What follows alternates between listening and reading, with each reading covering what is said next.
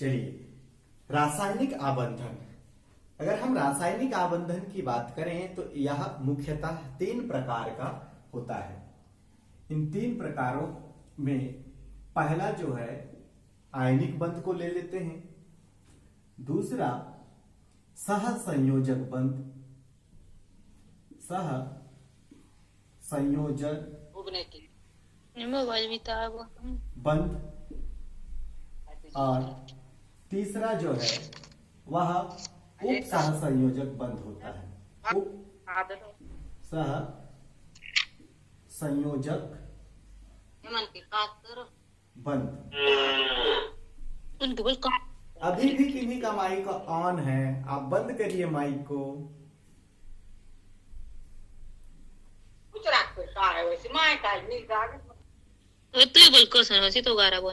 Mic बंद करो बेटा, माइक को बंद करो, आवाज आ रहा है आप लोगों का। आयनिक बंध, सहसंयोजक बंध और उप सहसंयोजक बंध। तो हम सबसे पहले चर्चा करेंगे आयनिक बंध के बारे में।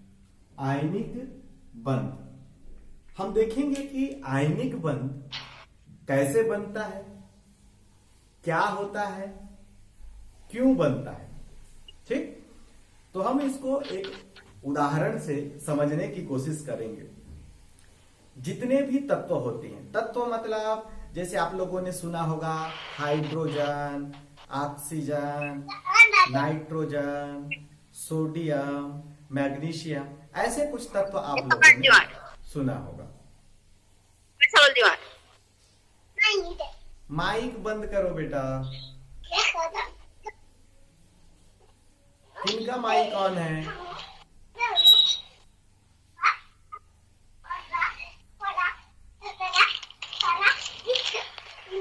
किनका माइक ऑन है? प्लीज आप माइक बंद करिए।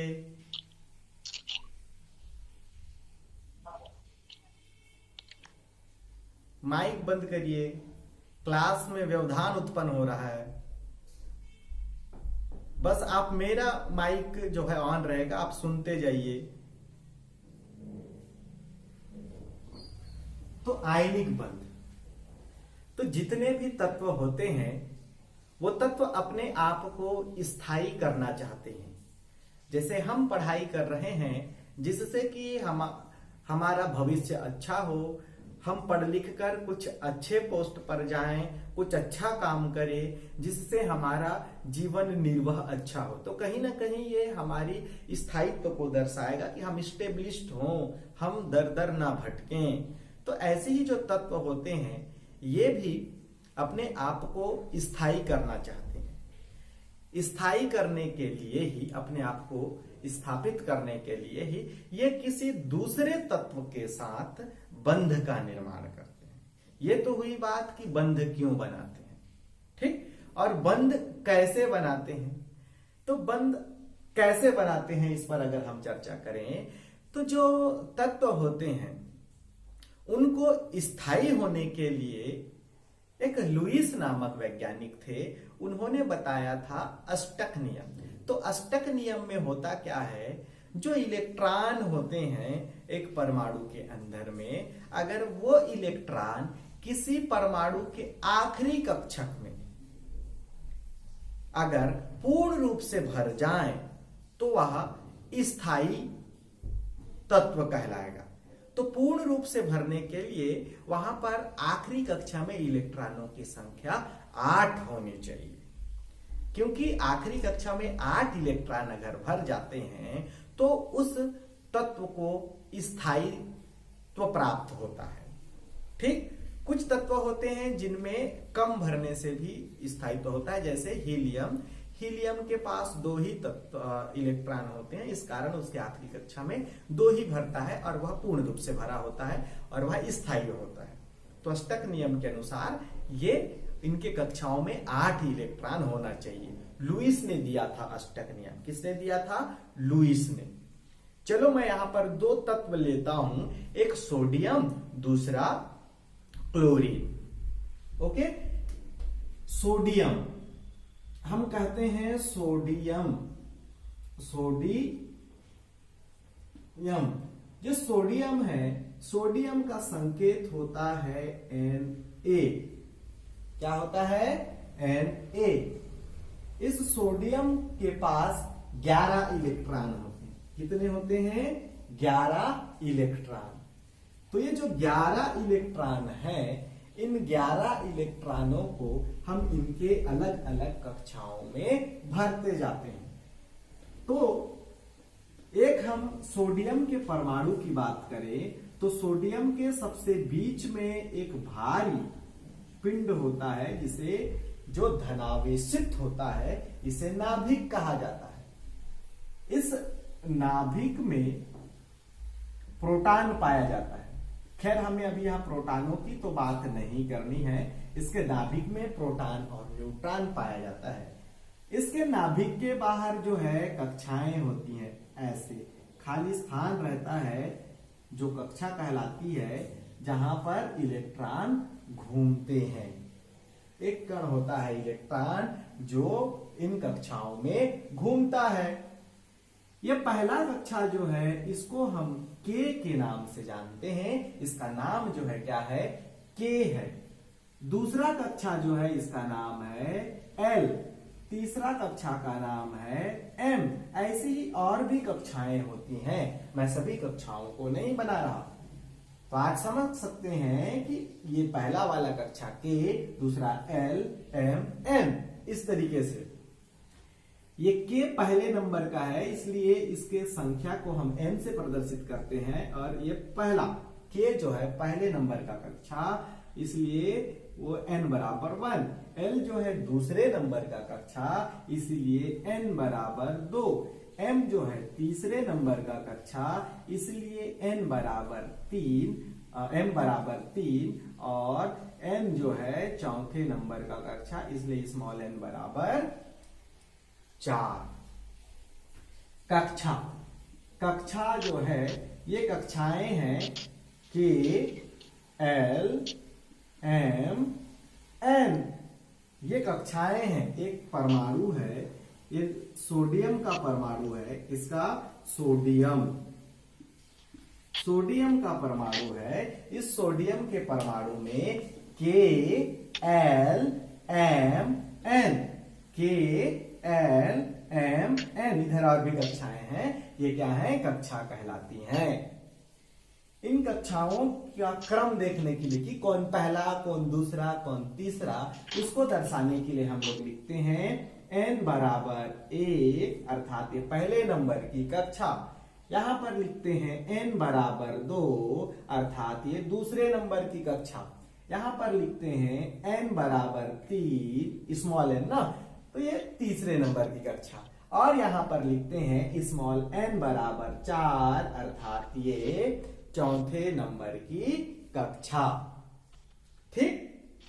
अब लुईस के अष्टक नियम के अनुसार हम यहां पर इलेक्ट्रॉनों को भरते हैं। तो सबसे पहला नंबर का जो कक्षा होता है, इस कक्षा में, ये जो सबसे पहले नंबर का कक्षा है, इस कक्षा में 2 इलेक्ट्रॉन भरे जाते हैं, 1 और ये 2। हमारे पास 11 इलेक्ट्रॉन है टोटल। तो हम सबसे पहले भर रहे हैं पहले कक्षा में 1, पहले कक्षा में पहला और पहले कक्षा में दूसरा। तो यहां पर कितने इलेक्ट्रॉन हो गए? 2 इलेक्ट्रॉन। अब हमारे पास कितना बचा? 11 में से 2 कम कर दो। हाँ, कितना बचा? 9। अब देखेंगे कि जो तीसरा इलेक्ट्रॉन होगा वो इस पहले कक्षा में नहीं जाएगा, क्योंकि ये पहला कक्षा में 2 ही इलेक्ट्रॉन भर सकते हैं। यह पूर्ण रूप से भर गया है। पूर्ण रूप से भर गया है तो अगला जो इलेक्ट्रॉन आएगा, तीसरा इलेक्ट्रॉन, वो तीसरा इलेक्ट्रॉन आएगा इस दूसरे कक्षा में। तो ये जो दूसरा कक्षा है, दूसरे कक्षा में 8 इलेक्ट्रॉन पकड़ेंगे। कितने? 8 इलेक्ट्रॉन। अर्थात सोडियम के जो 11 है उसमें से 2 तो यहां चले गए।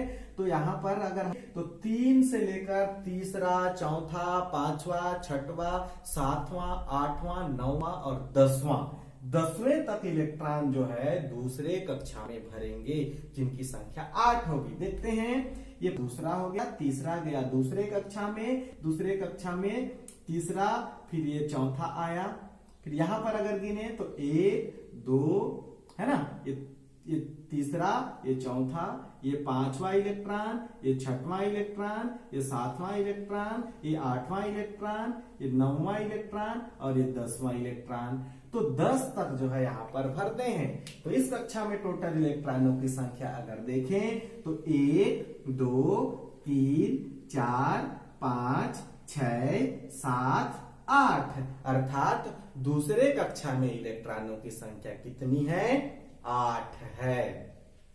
तो अब इस टोटल में से हमने पहले 2 को खर्च किया, फिर उसके बाद 8 को खर्च किया, तो टोटल हुए कितने? 10। अभी भी एक इलेक्ट्रॉन बचा है, क्योंकि यहां पर 11 थे और अभी हमने 10 इलेक्ट्रॉनों को उनके कक्षाओं में जो है भर दिया है।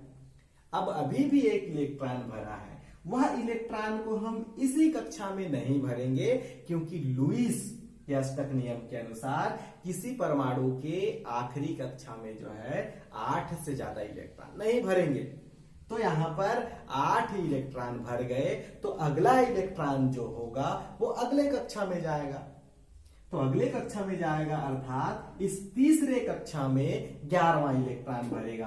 तो उस 11वें इलेक्ट्रॉन को हम कहां भरते हैं? इस तीसरे कक्षा में उस 11वें इलेक्ट्रॉन को भर देते हैं।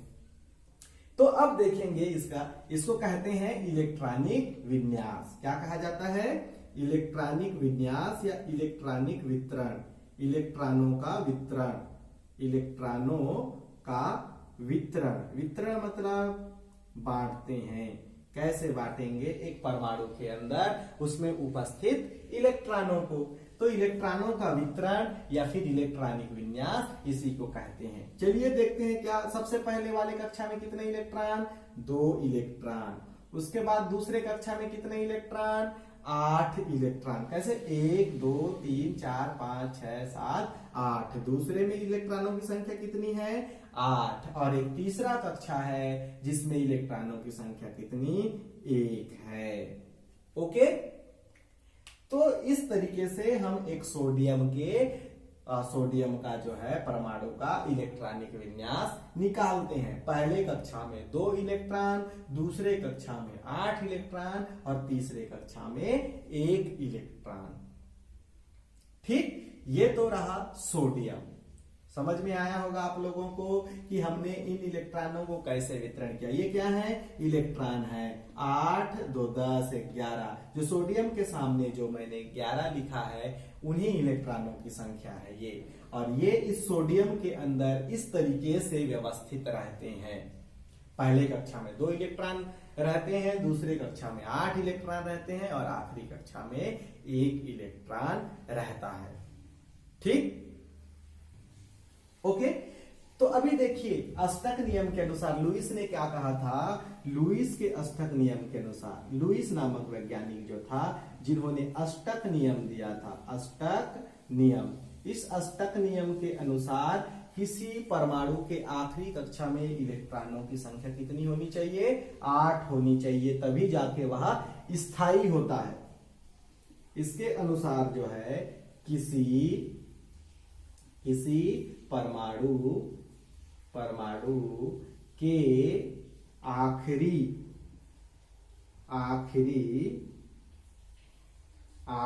कक्षा में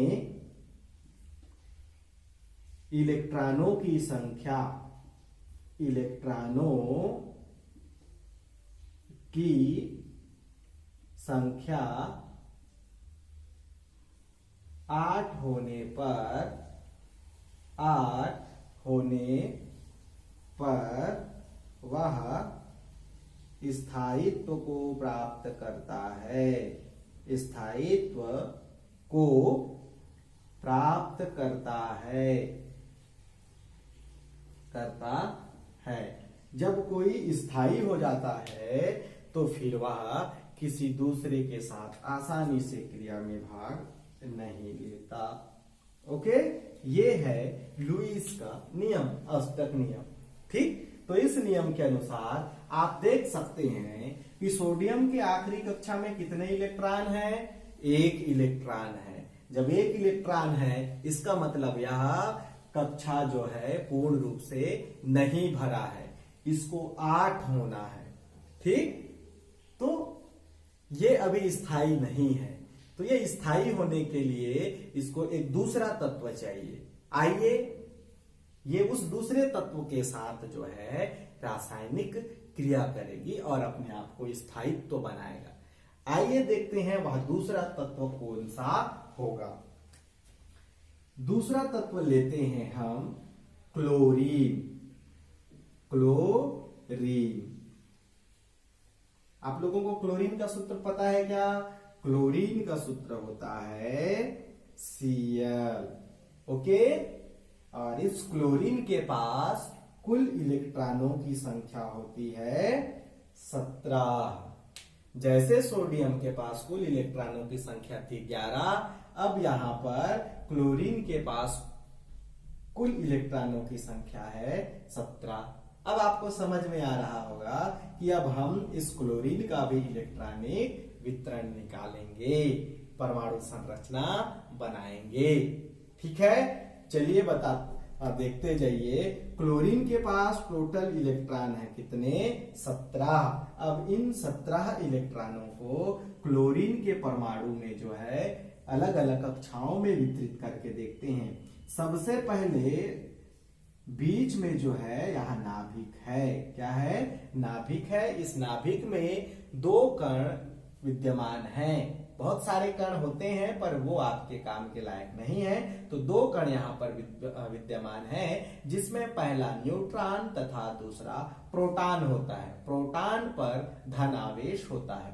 इन सारी चीजों को मैंने इसके पहले के क्लास में पढ़ा चुका हूं, तो अगर आपने उस क्लास को अटेंड नहीं किया होगा तो आप जो है YouTube पे जाके अजय कोर्राम सर्च करेंगे तो आपके क्लास का वीडियो दिख जाएगा। उन वीडियो को देख लीजिए तो ये सारी चीज आपको आसानी से समझ में आएगी, क्योंकि यह कैसे होता है, कैसे इलेक्ट्रॉन भरते हैं, मैंने उन कक्षाओं में समझा दिया है।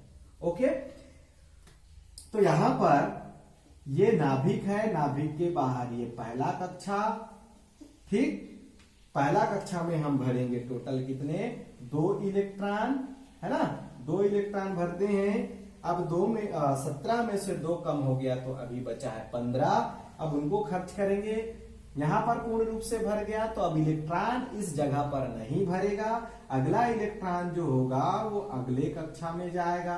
अगले इलेक्ट्रॉन के लिए इसके पास अगला कक्षा होगा, उस कक्षा में इलेक्ट्रॉन जाएंगे और इस दूसरे कक्षा में इलेक्ट्रॉनों की संख्या कितना अधिकतम भरा जा सकता है? 8।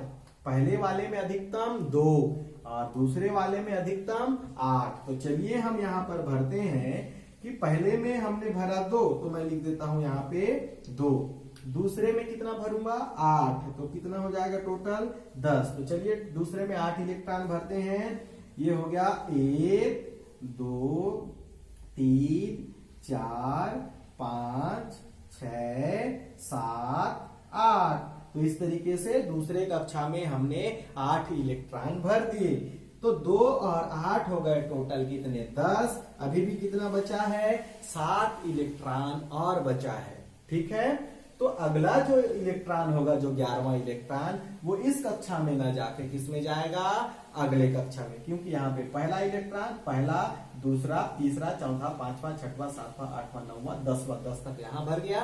11वां इलेक्ट्रॉन के लिए एक नए कक्षा की जरूरत पड़ेगी और उस नए कक्षा का निर्माण होगा इस तरीके से, और इस कक्षा में जो बचे हुए इलेक्ट्रॉन हैं वो भरे जाएंगे। अर्थात यहाँ पर आप कितने हैं? 7 हैं। और अधिकतम कितना भरा जा सकता है? 8। तो 8 से जो है कम है 7, अर्थात वो सभी इलेक्ट्रॉन इस कक्षा में भरे जाएंगे। चलिए देखते हैं ये पहला, दूसरा, तीसरा, चौथा, 5वां, 6वां, 7वां। तो इस तरीके से 7 इलेक्ट्रॉन यहाँ पर भरे गए। तो अब देखते हैं टोटल इलेक्ट्रॉन इसमें 17 है कि नहीं। 1 2 3 4 5 6 7 8 9, 10, 11, 12, 13, 14, 15, 16, 17 अर्थात टोटल इलेक्ट्रॉन वहां पर 17 है। तो सबसे आखिरी कक्षा में कितने इलेक्ट्रॉन हो गए? ये हो गए 7 इलेक्ट्रॉन। ओके, ठीक। अब इन दोनों तत्वों को देखिए, इसके आखिरी कक्षा में इलेक्ट्रॉन की संख्या है 1 और इसके आखिरी कक्षा में इलेक्ट्रॉनों की संख्या है 7। मैंने क्या बताया था कि लुईस के अष्टक नियम के अनुसार किसी भी तत्व के आखिरी कक्षा में अगर इलेक्ट्रॉनों की संख्या 8 होती है तो वह पूर्ण रूप से भरा हुआ माना जाता है और वह स्थायित्व को प्राप्त करता है। तो बाकी जितने भी तत्व हैं जिनके आखिरी कक्षकों में इलेक्ट्रॉनों की संख्या 8 नहीं होता, जैसे कि इसके पास भी आखिरी कक्षा में इलेक्ट्रॉनों की संख्या 8 नहीं है और ना ही क्लोरीन के पास भी आखिरी कक्षा में इलेक्ट्रॉनों की संख्या 8 है, तो ये क्या करते हैं, ये भी अपने आखिरी कक्षा में इलेक्ट्रॉनों की संख्या 8 बनाना चाहते हैं। तो इलेक्ट्रॉनों की संख्या 8 बनाने के लिए ये 3 तरीकों को अपनाते हैं। क्या करते हैं? 3 तरीकों को अपनाते हैं इलेक्ट्रॉनों की संख्या को 8 कर अपने आप को स्थायित्व प्रदान करने के लिए। वो कौन कौन से तरीके हैं? सबसे पहला तो अगर उसके पास अगर कोई इलेक्ट्रॉन है तो वो इलेक्ट्रॉनों को क्या कर दे? दान कर दे।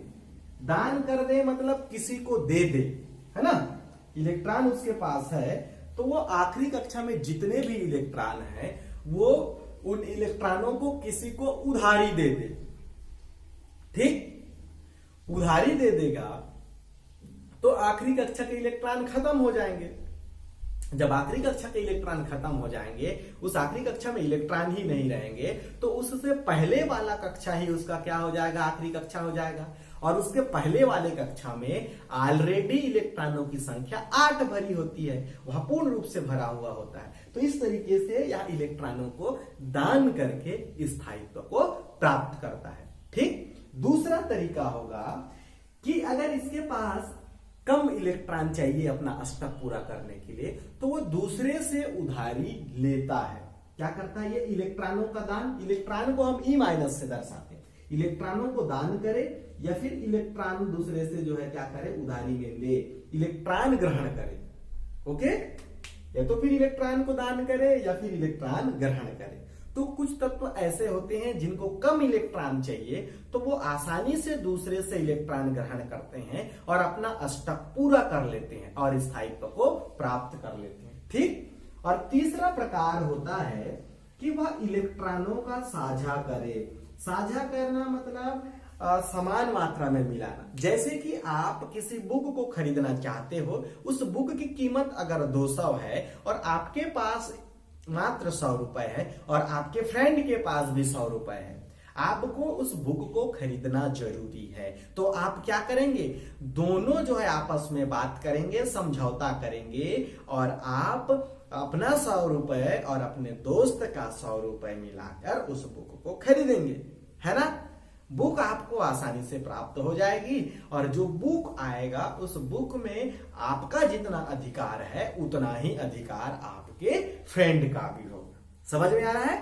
तो इसी तरीके से तत्व भी इलेक्ट्रॉनों का साझा करते हैं। एक इलेक्ट्रॉन मेरे पास है, दूसरे इलेक्ट्रॉन दूसरे के पास है, तो एक एक इलेक्ट्रॉनों का हम क्या करेंगे? साझा करेंगे और आपस में एक बंध का निर्माण करेंगे और स्थायित्व को प्राप्त करेंगे। ओके, तो ये 3 तरीके होते हैं किसी तत्व का दूसरे तत्व के साथ इलेक्ट्रॉनों को साझा करने का तरीका, इलेक्ट्रॉनों को ग्रहण करना और इलेक्ट्रॉनों का दान करना। इन तरीकों को अपनाकर वह तत्व जो है स्थायित्व को प्राप्त करेगा। अब देखते हैं इन 3 जो परिस्थितियां हैं, स्थितियां हैं, उनमें से यहां पर सोडियम और क्लोरीन के बीच में कौन सी स्थिति जो है सही बैठती है। चलिए आइए देखते हैं अब इस सोडियम को देखिए, सोडियम के पास टोटल इलेक्ट्रॉन है 11।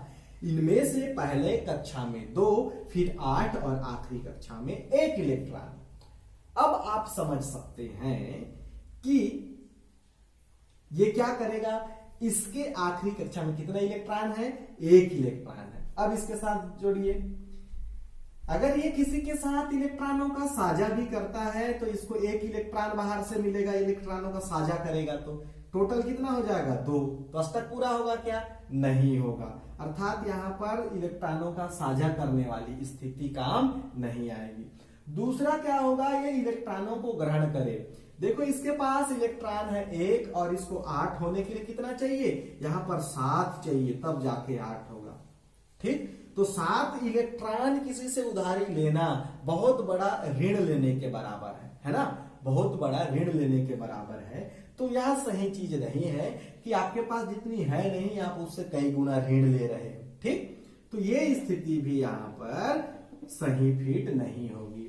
तो देखते हैं पहला वाला, जो आखिरी कक्षा में इलेक्ट्रॉन है उन इलेक्ट्रॉनों को दान। अब देखो अगर ये इस इलेक्ट्रॉन को किसी दूसरे को दान कर दे, है ना, ये दूसरे को किसी को दान कर देगा तो इसकी आखिरी कक्षा का खेल खत्म, और इससे पहले वाला कक्षा ही क्या होगा? इसका आखिरी कक्षा होगा। और ये आखिरी कक्षा कैसा है? पूर्ण रूप से भरा हुआ है। तो ये आसानी से क्या करेगा? स्थायित्व को प्राप्त करेगा।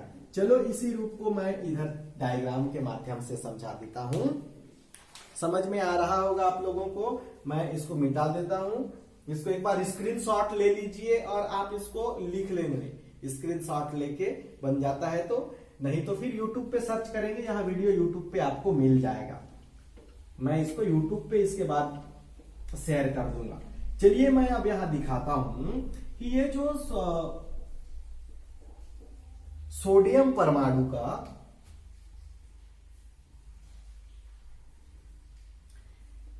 1 2 3 4 5 6 7 8, हाँ ये आखिरी इलेक्ट्रॉन है। सोडियम परमाणु का ये आखिरी इलेक्ट्रॉन जो 1 है वो आखिरी कक्षा में उपस्थित एक इलेक्ट्रॉन है। अब ये क्या कर देता है? इस एक इलेक्ट्रॉन को किसी दूसरे को दान कर देता है। एक इलेक्ट्रॉन यहां से बाहर निकल जाता है। ये क्या